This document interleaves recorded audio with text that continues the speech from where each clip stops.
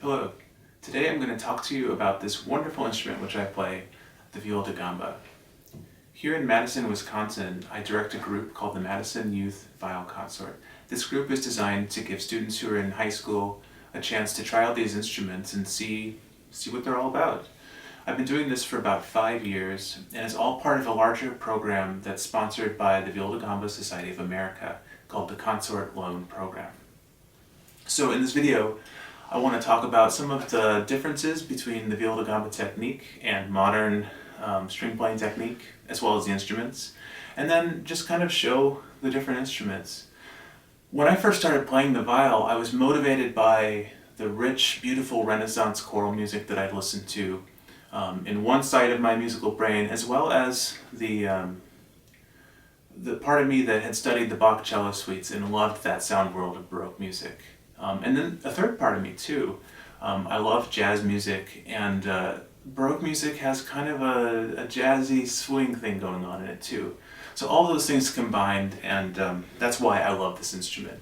Many people find that it gives them a lifetime of amateur music making where you can get together with friends. It's a very social instrument and just have fun playing beautiful old music for hours with other people. And also it's a challenge for anybody that wants to, perfect a technique on an instrument, because the solo music written for this instrument, particularly from the Baroque period, as well as the early classical period, is extremely demanding, and it's extremely creative and amazing. Some of the main differences that we see are the frets. Obviously we have a lot more strings. Modern string instruments have 4 strings. This one has 7, although most viols have 6. We have gut strings, of course, and we hold the bow underhanded, and there's no end pin on any of them. So if you're a cello player or a bass player and you're used to an end pin, it will not be there for you. This is the bass viola da gamba. As you'll see, I've already mentioned, I have 7 strings on this one. Many basses have 6. The 7th string allows you to play down to low A, a minor third below a cello. It's useful for playing bass lines, either bass lines that were written for a cello that go down to a C, or bass lines in the French repertoire that often go down to that low A because they were for the viola da gamba. This particular instrument is modeled after one that was made in 1689. However, you can play many eras of music on it. I'll just give you a sense of how it sounds. I'm going to just improvise something on it and see what you think.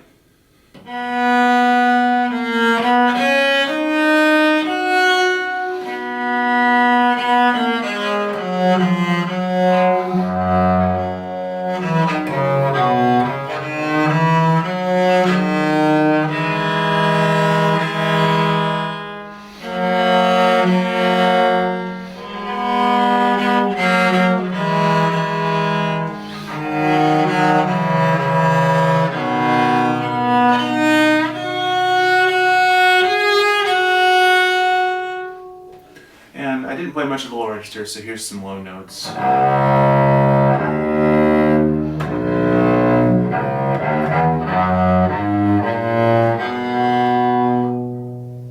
The frets allow us to play these really nice chords. Here's a 6-string chord on the bass viol.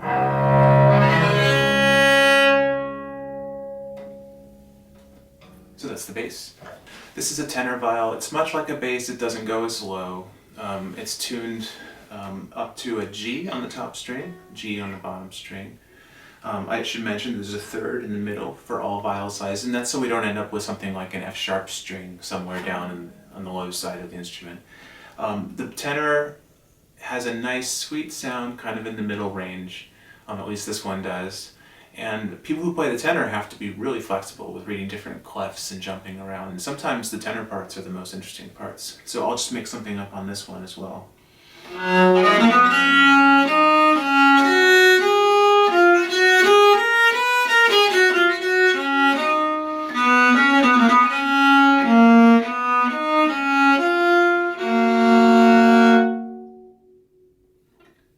So there's the tenor. Finally, I have the treble size here. It's obviously the smallest one. It's tuned exactly like a bass, except an octave higher. Our strings are D, A, E, C, G, and then a D below. So if you play the bass, you can find all your notes on the treble, and vice versa. If you play the treble, you can find all the notes on the bass. However, the treble has the option of using a fingering system like a violinist, which basically means we can have a whole step between 2 and 3, and we can have a whole step between 3 and 4. And this allows you to reach all of the frets in one position without shifting. So here's the treble. I'll just give you a taste of it. It might be a little out of tune, we'll see.